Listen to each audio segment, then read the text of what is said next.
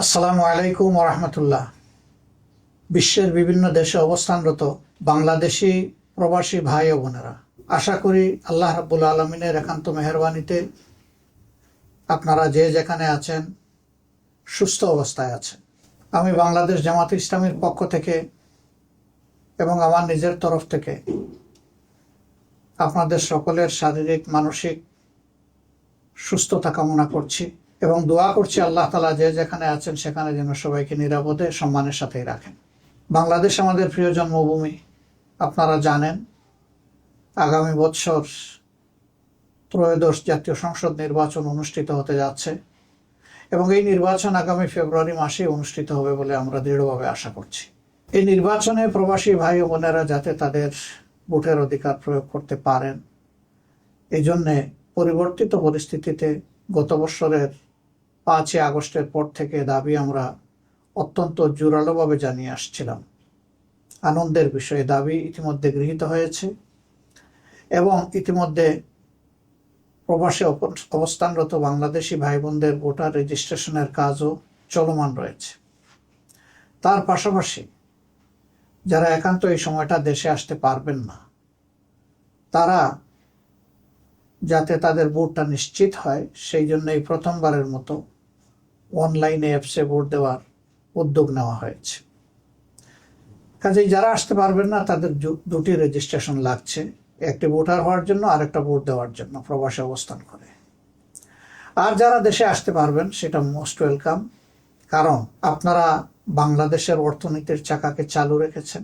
আমাদের অর্থনীতিতে বৈদেশিক মুদ্রা আসে, 1 নম্বর খাত হচ্ছে আমাদের গার্মেন্টস, 2 নম্বর খাত হচ্ছে আমাদের প্রবাসী ভাই বোনদের রিমিটেন্স। কিন্তু গার্মেন্টের যে খাতে আসে সেই টাকাটা গার্মেন্টের খাতেই খরচ হয়ে যায়। আপনাদের টাকাটাই মূলত রাষ্ট্রের কাজে বেশিরভাগ ব্যবহৃত হয়। আপনি জানেন না অথবা জানেন যে আপনাদের এই কষ্টের অর্জিত অর্থ যা দেশের জন্য, পরিবারের জন্য আপনারা পাঠাচ্ছেন, সরকারি অব্যবস্থাপনা, দুর্নীতি, লুটপাট ইত্যাদির কারণে এই টাকার প্রপার সদ্ব্যবহার হয় না। আবার সেই জায়গায় আপনারা কোনো আওয়াজও সেভাবে তোলার সুযোগও দিতে পাননি। এবার ভোটার হওয়ার কারণে আপনাদের হাতে যে অস্ত্র এসেছে এটাকে প্রয়োগ করার মাধ্যমে আগামীতে এমন একটি সরকার ব্যবস্থাপনা গড়ে তোলার ক্ষেত্রে আপনারা গুরুত্বপূর্ণ অবদান রাখবেন বলে আমরা বিশ্বাস করি।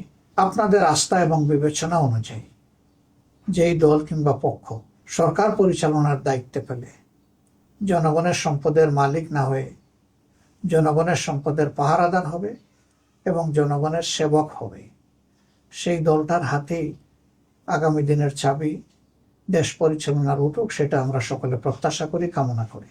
বাংলাদেশ জামাত ইসলামী আপনাদের সকলের ভোটের অধিকারের প্রতি দারুণ শ্রদ্ধাশীল। এই জন্যেই রিমিটেন্স যোদ্ধাদের সর্ববৃহৎ অথবা সবচেয়ে গুরুত্বপূর্ণ এই অধিকারটি তাদের হাতে তুলে দেওয়ার জন্য ছিল আমাদের লড়াই। এই লড়াই তখনই সার্থকতা পাবে যখন আপনারা ব্যাপক হারে ভোটে অংশগ্রহণ করবেন। আপনি অবশ্যই আপনার পছন্দের দল এবং প্রার্থীকে নির্বাচিত করবেন, এক্ষেত্রে আপনার পূর্ণ স্বাধীনতা রয়েছে।